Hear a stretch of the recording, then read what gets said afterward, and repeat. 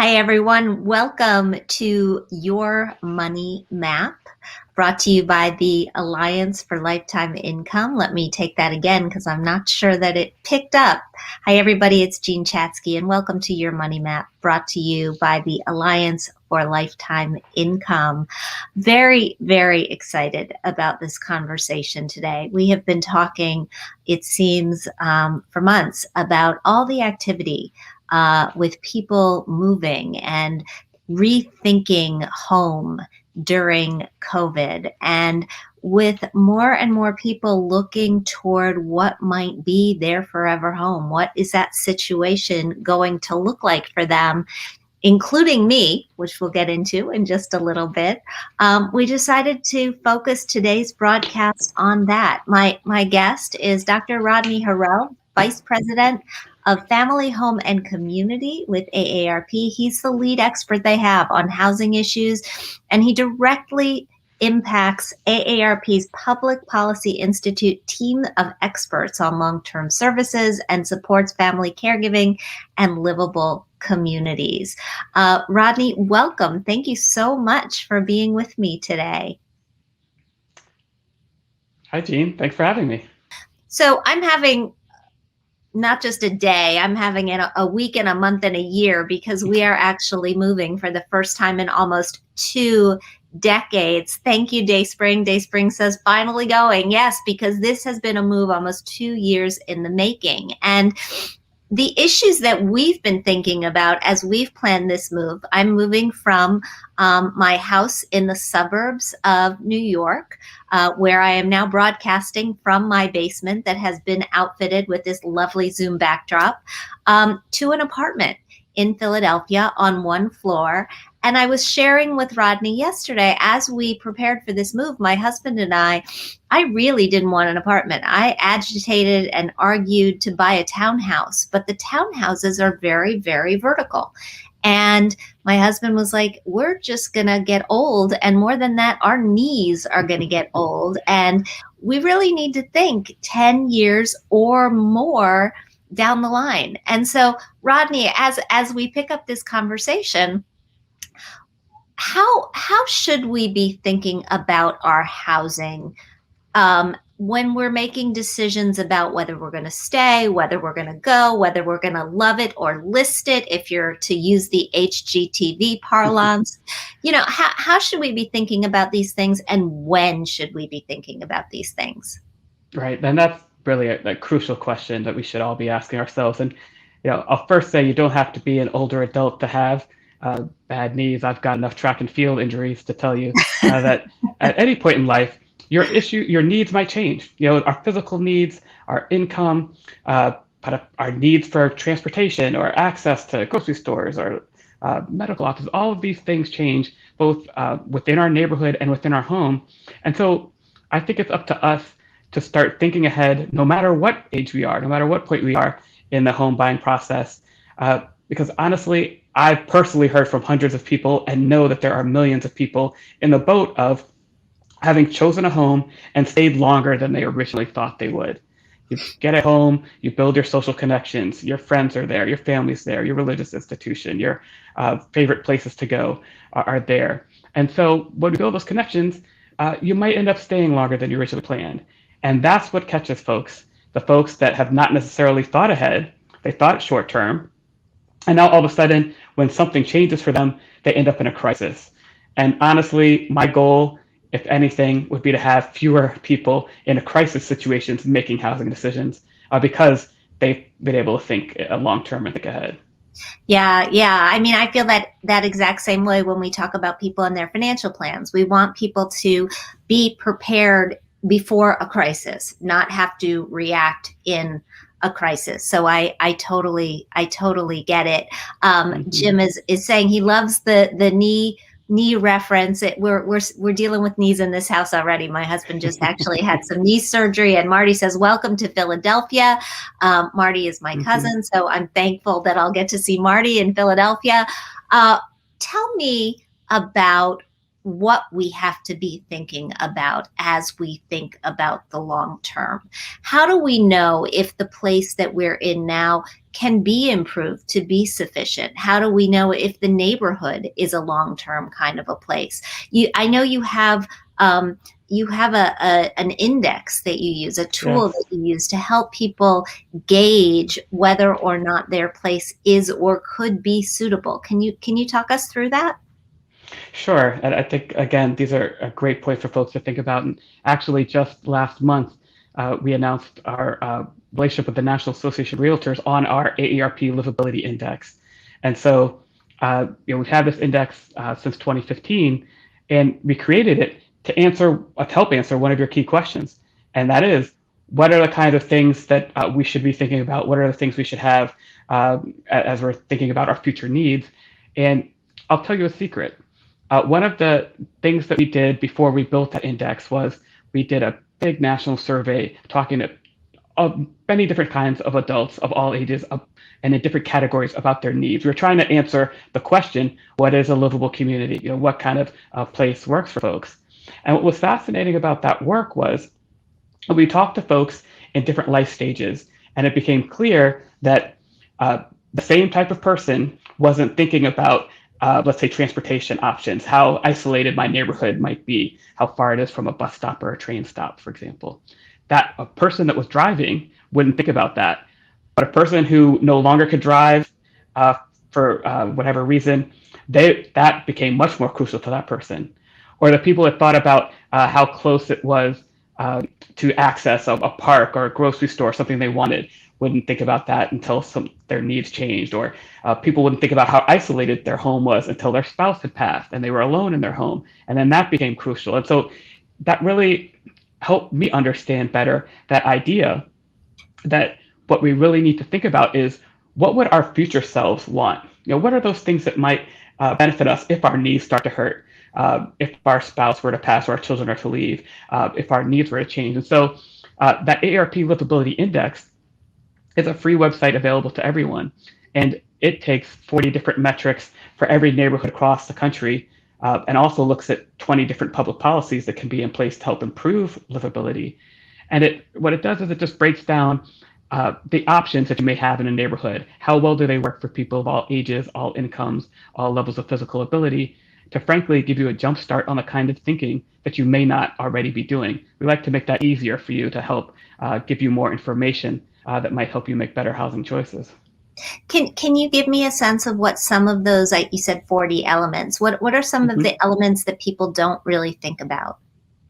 Sure. Well, to this very conversation, one is the availability of various types of housing.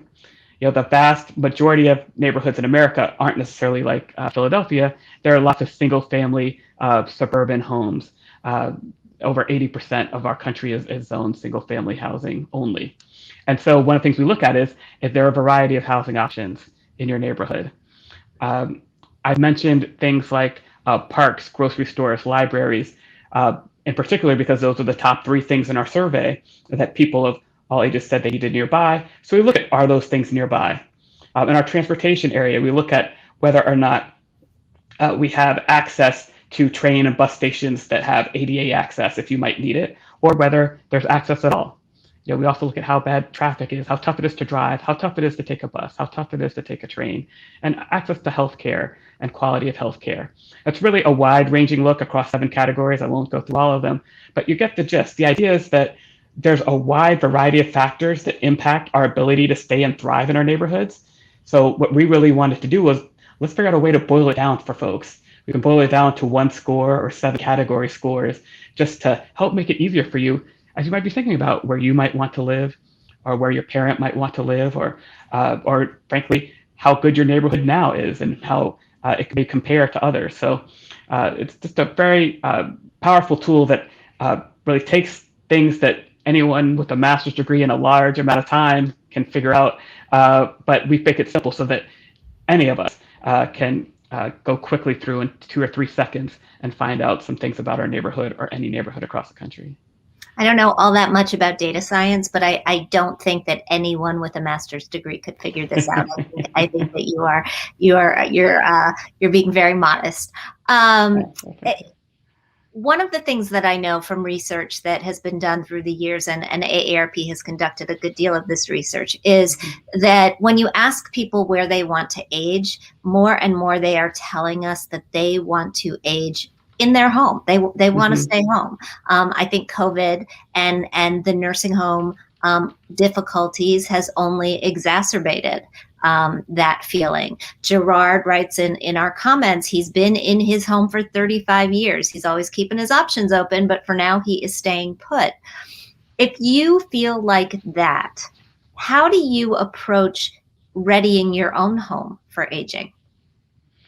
Yeah, and there's so much in that question. And first, that there's been a nationwide tragedy in our nursing homes. We know that over 180,000 residents and staff have died at this point. And so while that's a tragedy, it also is, I think, helping many of us start to rethink our housing situation and what we might need. And any of the solutions we're talking about, there's always two ways to go. We can start new. We can think about what can we do with new housing or newly built communities and how can they work for folks.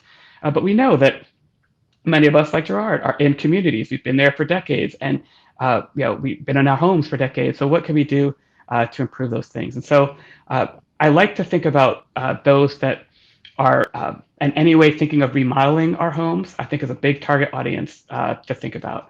Um, that when we're doing this kind of work, what kinds of features could we change, adapt, and think about for the future, uh, and not only for our future but the future of our relatives, our loved ones. I like to mention that my parents, I helped them redesign their home for one of my grandparents who was having some issues. Uh, she actually didn't end up needing to use those, but years later, my father had a stroke and he's been able to use all those features. And so, things like designing with an open floor plan between the kitchen and the living space that opens the space up. People like that kind of a flow, but it also enables someone who might be using a walker, a mobility device to get through evenly. Uh, and or smaller things like getting rid of throw rugs that are really the most dangerous thing I think I've seen are some of these rugs at folks' houses that are an amazing trip hazard. Uh, to figure out ways that we can get a floor free of obstacles that we can walk through. Uh, Thinking about our designs and switches and the like, can someone who doesn't use need who isn't able to use a lot of effort, can they use those switches?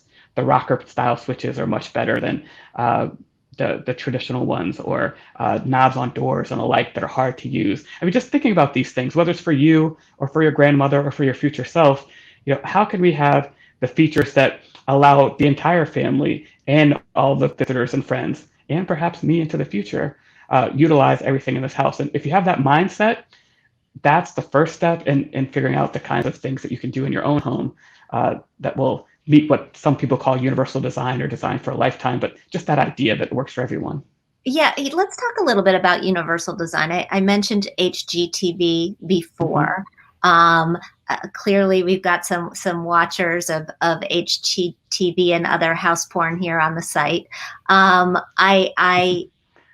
I think when we think about some of these changes that you talk about for, or we traditionally think of for aging in place, we think about changes that might compromise the design. I know universal design is intended to make it, usable but also beautiful. So can you talk a little bit about that, about, how do you make these sorts of changes in your home without necessarily, installing grab bars everywhere before you need them? Right. And that's, communicating about the kinds of changes we need is one of the biggest challenges I think there is, because I love the concept of universal design. The idea that what we're doing here is we're trying to bring function for all types of different people that might be using it, but maintaining the beauty, maintaining the other functionalities, and even perhaps the technology or advanced tech. We didn't even talk about smart homes and some of those advantages. Uh, but the idea that we could take these things and incorporate these needs over a lifetime into uh, our homes is really that key. And that's different than designing for ADA access or making sure that we're making working for somebody that has a disability already. It's really looking widely. And so by taking these concepts and putting them in, we can actually create the kind of beautiful designs that work for all of us, but still have the function for those that need it. So, for thinking about a design and how a doorway could be slightly wider, that's different than saying we need to build an ADA accessible entrance to a building or the like. It's really thinking about, well, what can we do? Can we build this design with fewer steps and maybe a more gradual walkway up to the outdoor, as opposed to a ramp that may make this home look like it has someone with disabilities. We may have to make some of those functional changes that have more of those traditional designs, the grab bars and the like. But what we can, and those are important for those that need those. But really, the trick is most older adults don't necessarily have a physical ability, right? But the idea is let's figure out the things that we can do in our homes, the things that we can think of as we're designing that then enable anyone to use this home. That's really the key. So it's a slightly different thing than thinking about designing for someone who already has a disability that needs potential equipment and the like. But it's really just incorporating that wide range of needs into what we do for everyone. Well, and I would imagine that that would be a cost savings as well. We talk a lot on this show about the concept of knowing what it's going to cost you to live every month as you age. What is your monthly nut going to be, and how can you make sure, using a combination of Social Security, money that you've got from pensions, maybe some annuities, that you've got enough protected lifetime income in order to be able to pay for that for as long as you live. It would seem that planning for some of these changes in advance and incorporating those things in advance might actually save you money down the road, so that you don't have to go through a major renovation or major changes when you hit a crisis. And this is important for everyone to hear what you've just said. And I think for two reasons. One, because if you're doing this now, if you're doing a remodel anyway, why not think ahead? So many people are, right? So many people are, right? So why not think about putting backing in the walls that you might use one day for a grab bar? Why not think about a wider entrance that's at least 32 inches wide, so maybe you need to move in a television set, or maybe your aunt in a wheelchair might need to get in. Thinking about these things now prevents us from making those emergency decisions later. And those people are the ones that I often talk to and find themselves in this crucial situation, spending much more, to your point, to really redo something that they'd done years ago. But secondly, I want to get something else that you mentioned that's crucial to think about. And that's that at the far end of the scale, one of the largest challenges for people that would like to, that are in long-term care facilities, is that those that don't have housing options can't return to the community. So when you think about the fact that by some studies, as little as 1% or less of our housing is built with the kinds of features we need as we're aging, the worst case scenario is that you might not be able to stay in your home. You might have to be forced to go to a nursing home to find a place that meets needs, and without actually having to need all the services that a nursing home requires.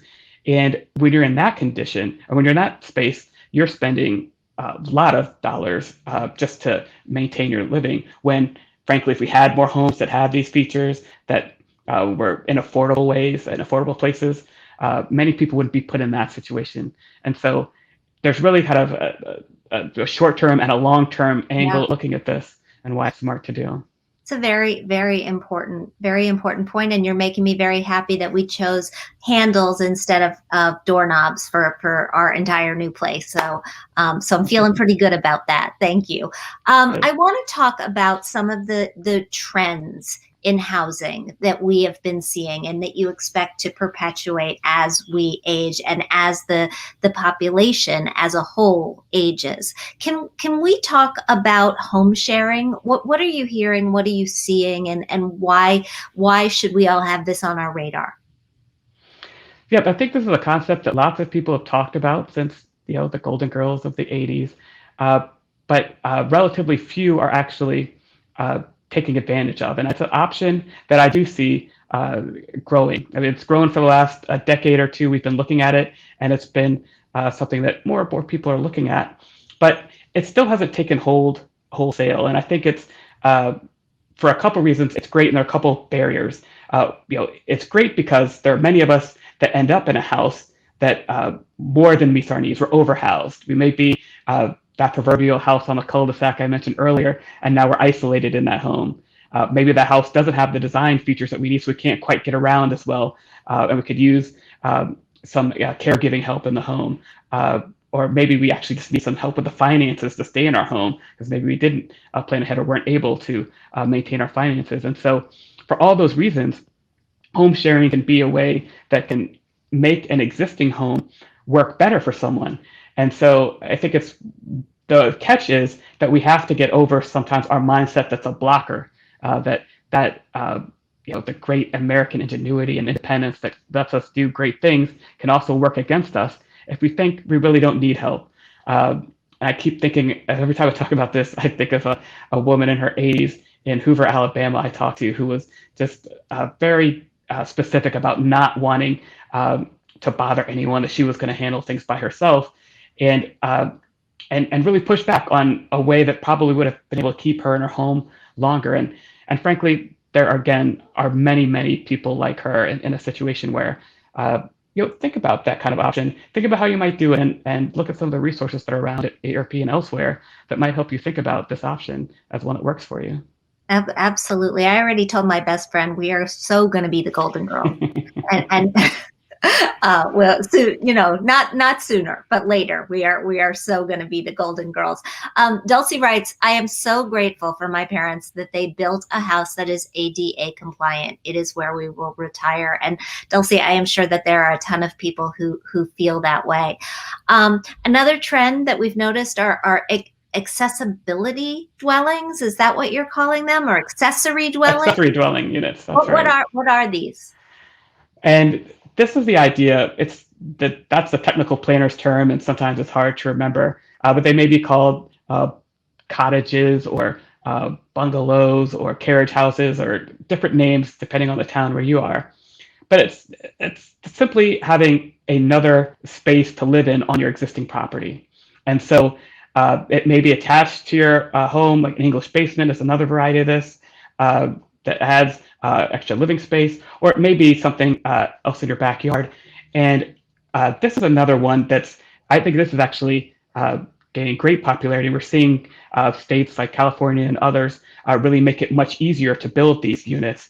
Because what's happened is we've gotten over the years less variety in the types of housing we have. I mentioned all of those places that are zoned to only allow single family housing earlier. But what this is a way for homeowners themselves to take some of that power back and add space onto their property to make it better. So that home I've loved for a long time that may not have all the features I need, maybe I can build a unit in the backyard that does have all of these universal design features. Maybe it's easier to do it that way. And maybe I can move into that space. Maybe I can do that and rent out my main house and earn some income.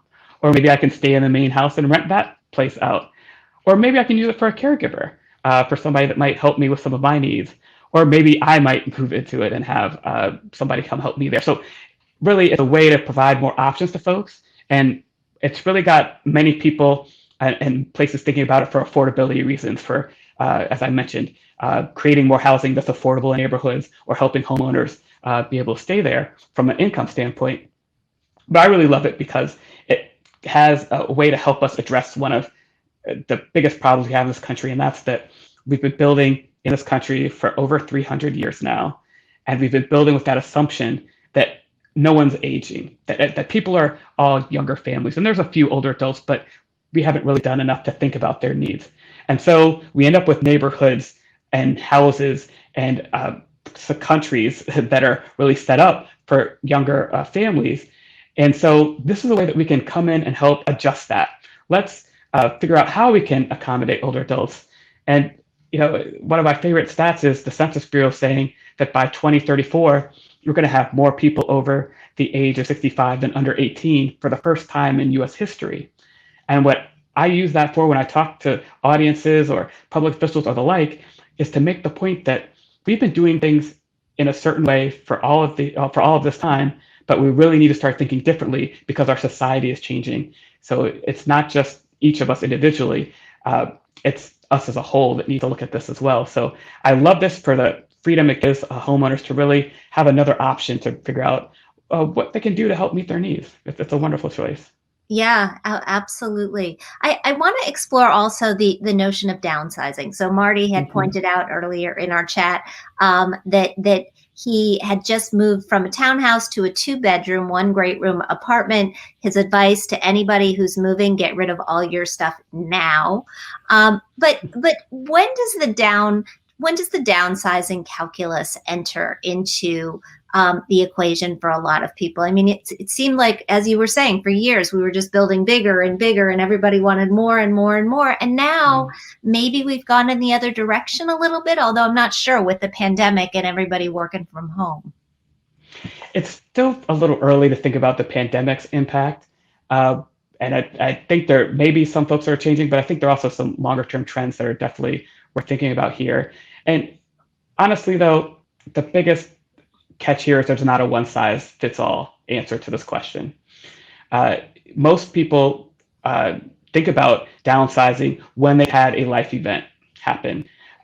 There's been an income shift, a drop. There's been a change in our family. Maybe our kids have moved out or our spouse has passed on. Or there's been a fall or some other condition that makes me unable to go up the stairs in my home. So I start to look at apartments. So, those are the things that have long forced us to think about changes. But there are those, my favorite folks, are the folks that plan ahead, that are thinking about those things before that crisis. And so, again, to something you were saying earlier, we really need to think about things before the crisis happens. And so, if you're thinking about your needs shifting or changing, potentially, that's the time to think about, well, does this option work for me? Uh, what could I look at that may better meet my needs? Uh, Using tools like our livability index and other tools out there to try to figure out, well, if I move perhaps to this smaller space, maybe I can save money, but also maybe I'm closer to a grocery store that I can walk to. I can get exercise in that neighborhood. Maybe there's different arts and other things in the neighborhood that I may want to be near to. So I think at any point in time, we owe it to ourselves to think about, well, what's the best option that works for me? Is it staying where I am, and is it maybe improving the place where I am in some way? Or is there another option that may meet my needs better? So I think it's one of those ongoing things for, in an ideal world. But at the very least, I know when you do have a crisis, you'll have to think about it then. So, I have to discourage that as much as possible to get people thinking about that a little earlier. Yeah, and let me just put another nod in for doing the exact same thing with your finances and with your needs for protected income after you retire. Knowing how much you're going to need to live on is a very, very valuable piece of information to have, and knowing where that money's going to come from is even more important. Dr. Rodney Harrell, thank you so much. Thanks to the folks at AARP. Where can we find that great livability index? Sure, it's at aarp.org/livability index. Amazing. Thank you for joining me. And for all of you, thank you for your participation. Thank you for being patient with our tech glitches at the top of this show. We appreciate it, but that's broadcasting in a pandemic. And we, as always, appreciate you being here. Thanks again to the Alliance for Lifetime Income for bringing this program to you. You can find more information at protectedincome.org, and we'll catch you next time. Bye.